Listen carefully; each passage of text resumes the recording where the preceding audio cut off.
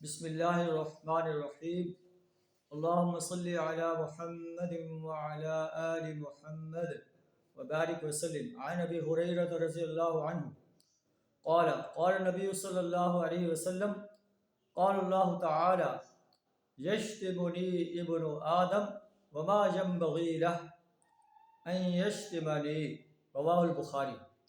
حضرت ابو ہریرہ رضی اللہ تعالیٰ عنہ روایت کرتا ہے کہ نبی صلی اللہ علیہ وسلم نے فرمایا، اللہ تعالیٰ فرماتا ہے کہ ابن آدم مجھے گالی دیتا ہے، حالانکہ اسے زیبا نہیں ہے کہ وہ مجھے گالی دے۔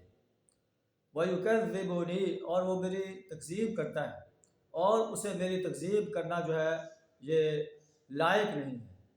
اما شتمہ فقولہ ان لی ولدا، اس کا گالی دینا یہ ہے کہ میرے لیے وہ کہے کہ میری اولاد ہے۔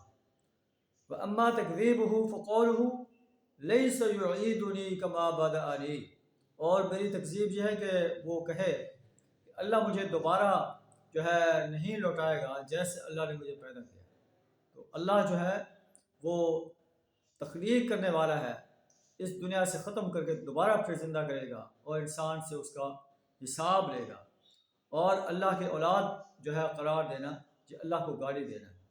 حضرت ابو ہریرہ رضی اللہ تعالیٰ عنہ فرماتے ہیں کہ نبی صلی اللہ علیہ وسلم نے فرمایا، لما قضى اللہ الخلق کتب فی کتابہ، جب اللہ نے خلق کو پیدا کیا تو اپنی کتاب میں لکھ دیا، فہو عندہ فوق العرش، جو اس کے پاس عرش کے پاس موجود ہے، ان رحمتی غلبت غضبی، یقیناً میری رحمت میرے غضب پر غالب آ جائے گی۔